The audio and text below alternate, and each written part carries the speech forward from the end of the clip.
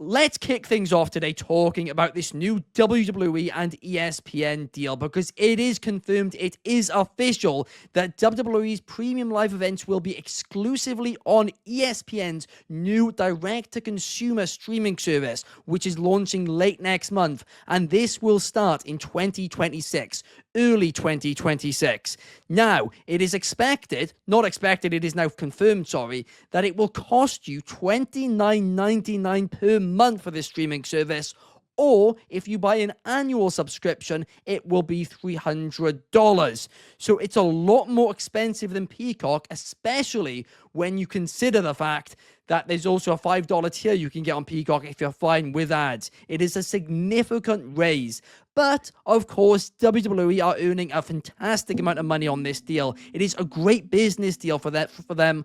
$1.6 billion it is, according to CNBC. So, a big number. Great business. But the question I want to ask you guys today, and I'll start with you, Clark, is do we risk losing fans here? Because you are pricing out a significant portion of your fan base. I mean, yes, once upon a time, the pay-per-views did cost $40, but that was very long time ago, and a lot more people watch WWE now.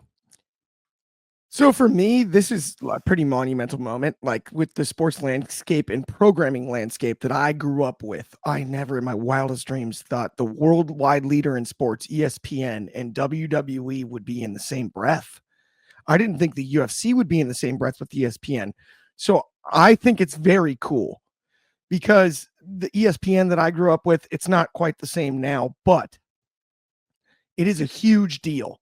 And I think it's something that should be celebrated. As far as the price points, I kind of understand it here. I get where you're coming from, alluding to the potential of pricing out certain fans and whatnot. That's difficult because it's been the model for years. Is the pay-per-view model and paying for it. And so it's one of those things. Yes, it's going to change the way we consume WWE programming, but to have ESPN in the same breath as professional wrestling on the same platform, to me in 2025 is so cool. You can't make it up. Childhood Clark is smiling somewhere. No doubt about it. You mentioned there when you were a kid, they were the worldwide leader in sports. I mean, they're not anymore. That is the reality of it. Peacock gets more views than they do. It's the marketing tagline. They still own the trademark for the marketing tagline. It was the case as well for many years. I would agree. I just still think the ESPN being sort of the Americana as far as sports platforms are concerned. Everybody knows ESPN, especially in the States. I understand it's not as big internationally even an NBC is more international than ESPN, but ESPN is also tied to Disney. So you've got that as well. I still believe that this is a huge deal. And if you told me, 20 years ago when I was in high school that the WWE would be on ESPN, I would tell you you're out of your mind. I would have laughed in your face. I do want to read out quickly some statistics here, right? Because if you are a WWE fan now and you want to watch Raw, SmackDown, and pay-per-views, you have to pay $516 at least per year. This is if you get the standard Netflix tier with ads and the USA Network the cheapest way possible through Hulu. So that is a lot of money. And I'm going to be completely honest here. I don't think there's a risk of this pricing out, fans. I think this is going to price out over half of WWE's current fan base. So the question I have is, are these fans going to be happy to just watch Raw and SmackDown and miss the PLEs, or maybe watch highlights on social media, or find them through other means? Or will this be so off-putting that they can't really be bothered to do that and they just stop watching? Archie, I want to get your thoughts. Yeah, it's something that when I saw the stats about it, it's kind of mind-boggling, and it's kind of puts into perspective kind of how much money that people in America are going to have to pay just to watch WWE. That doesn't even include AEW or New Japan or any other TNA or any other wrestling promotions. So yeah, it is maybe a bit scary that maybe WWE could be risking pushing out some fans. I know that our very own Shard, he tweeted earlier about how it might be available on cable, or it might be included in some packages for some people that might They have said those it'll be a packages. couple of shows a year. Oh, okay, right, okay. Well, yeah. So it's still a lot of money you're gonna have to pay, and it is concerning because from my perspective as an international fan, wrestling's gotten bigger over here now. It's since WWE's moved to Netflix, I've gotten a lot more people talking to me about WWE that I haven't had conversations with about wrestling before. So internationally, they're bringing in a lot more fans, but where they're based in America, yeah, they're gonna risk, or maybe not even risk. They're definitely gonna price out some fans there, and it is concerning. I'd say it's a bit like the equivalent of football fans here in the UK, where we have to pay obscene amounts of money just to watch football. So it's difficult, but I'm hoping that this doesn't price out fans. Something I think WWE has been relying on more often now anyway has been big social media moments. So I think they have been relying more on people watching or catching it maybe through social media at times rather than actually watching the shows. Because maybe that's the quickest way of reaching a broader audience. But yeah, no, there is definitely a concern with it. But I think their focus and their product maybe shifted to more moments based rather than storytelling and long form storytelling that we saw in the start of Triple H's tenure. I mean, perhaps that is the case. I'm not entirely sure, to be honest. But what I am sure of is you made a point about international fans and how WWE is growing massively internationally. Well, it's a lot cheaper, actually, to be an international fan of WWE. Right now. In fact, let's talk about Clark's favorite country, Canada, for a second, because unfortunately, they do have something over you, Clark, because it is 440... Besides the geography, you mean? Oh my gosh. It is $447 cheaper per year to be a wrestling fan in Canada compared to the US. It only costs $69 per year for Netflix, and then you have all of it there. So a lot of people are going to be using VPNs, as Ant you says in the comments. That's going to happen now when it's that much of a difference, and VPNs are legal. I do want to add the one thing on a more positive note when it comes to this. Obviously, with the pandemic, it was harder to have big groups together and everything, right? What I hope this brings back is most of my fondest childhood memories were whether it was Saturday or Sunday night. You get, whether it was boxing or wrestling or mixed martial arts or whatever the pay-per-view event was, you get a big group together, you barbecue, you all have fun, and you all pitch, and you pay for the big show, and you all watch it together. And if that's what this turns into, as opposed to individual consumption, then I have less of a problem with it, because that is a beautiful thing that I often miss.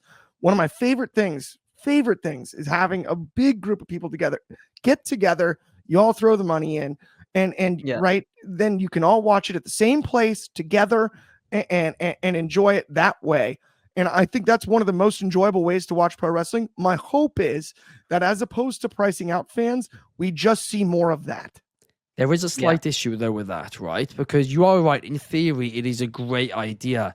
But it's not like AEW where you are paying for this pay-per-view. You are paying for a monthly subscription. So if everybody chips in, well, that's going to be a little bit unfair on everybody whose house it isn't. These days with Venmo and whatnot, right? Whether it be you have the one person that decides to pay for the subscription, everybody else brings the food, right? That's how it used to be. That's how we did it when you used to call the cable company, right? The guests would bring over food and stuff, and you grill out, then you pay for the pay-per-view, and right, it all kind of evens out at the end. And I think that is something that I miss, truthfully, because I love having my Rumble watch party with friends, and right, we all get numbers out of the hat and make a big thing of it, and everybody, comes over and watches together. what I'm hoping is that this drives that more than it does drive people away. It drives people I hope to you're right. solutions in that regard. I don't think you are, but I really hope you're right. That would be my hope. I think another thing WWE is doing is probably overestimating their popularity right now. And although they've done fantastic getting this deal in, maybe they're thinking they're more popular than they actually are. Maybe they are maybe they are as popular or more popular than we think. But remember when I said, sorry, Archie, carry on.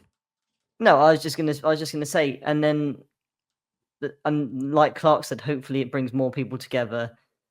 Because again, that's something I missed as well. Because when I was younger, I had friends coming over to watch wrestling. Yeah. Now, as we've gotten older and stuff, it's it's not the same as much now. But yeah, I do hope it turns into that. I do completely agree, but I just want to quickly go back to something I said on the Wrestling Republic Daily broadcast 14 months ago. And that was that when they started raising these ticket prices massively, it was going to price out younger fans. And over time, less people would start going to WWE events. And that, yes, right now the demand is there to charge that much. They were not thinking enough about the long-term impacts it would have. Well, year on year, WWE are now selling less tickets, but the bigger concern is less of those tickets are to under 25s too. So I think you're already starting to see that pattern, and that's only just over a year in. So I really do think the one flaw of Nick Khan's leadership, and he's done a fantastic job business-wise, undoubtedly, but the one flaw he has is I think he constantly thinks about the right now instead of 5 years from now, because they're continuously making business decisions which really do make me worry for 5 years' time. I think that has to do with the total of the TKO corporation, and we're getting into deep business here, but I definitely hear where you're coming from. I definitely think also, I mean, it's a factor. The UFC has lost a lawsuit for fighter pay. That's true. That they have to pay out. That's a part of TKO too. That is true. The WWE's decision making as well. Yeah. Right now that they're all under one banner. And so there's a lot at play. I hear where you're coming from on the Nick Khan thing because he's been a part of both the raised ticket prices and now the new, right? More money. And if you look, he's just the president, right? I'm just putting the blame on him. So it's easy to, but I would be more inclined to blame sort of the whole picture than I would Nick individually. But I do actually agree with your sentiment, and you were right 14 months ago about that. Yeah. Well, we'll have to wait and see, because I really hope I'm wrong, but I'm not entirely sure. Soul says if people want it strongly enough, sadly, cost won't matter to them. Well, that's not really true, because yes, if you want it, you'll spend a lot more. You'll spend more money, but I don't think everybody's got $30 a month to just pay. It's really weird to me because international fans have probably got WWE events more accessible than American fans do in 2026 right now, and the deal with America right now is starting to feel a bit like when I was a kid. Like, I just watched Raw and SmackDown like reruns on Sky, and then I'd usually just look at the results of the pay-per-views because my parents were just like, I'm not paying that much money. Exact same. It's just kind of mind-boggling how it's just kind of switched over now. Do you know how sad this is, right? I used to go on the WWE website, click on photos, and I used to get excited to just scroll through those, try to gauge what happened, to find out what happened. The photo, the skills. That's amazing. I love this comment though from Fernando Zayas. I have to say, cookouts and watching wrestling as a group were the days. I know I'm a little different generation than you guys, but sincerely, that was my favorite. It was so fun. You get everybody involved. Everybody's picking somebody different, rooting for someone different. You're getting basically arena pops in the group watching around the television. You know what I mean? You almost weren't even paying attention to what the actual crowd was reacting to because the whole house was. And it's just that is something that definitely I'm hoping comes back because I've missed it for a long time. Yeah. Roundhead says, L Americans get a dodgy Fire Stick. We can definitely not promote that, but it is completely really allowed easy to get a jailbreak. VPN. VPNs are completely legal, guys. And like I said, in Canada, it's $447 cheaper. We'll stick with VPN. Somebody sponsor us, please. No, and we'll honestly, plug your VPN. jailbroken Fire Sticks in America are going we can't. No.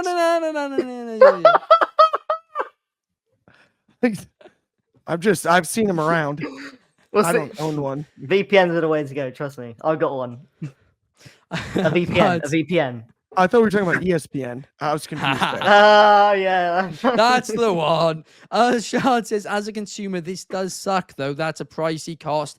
And as Fernando says, he loves this. That he loves a lot of WWE and ESPN. That is the thing, right? If you are one of those few fans who genuinely loves American football and WWE, you're sorted. This is actually a really fair price.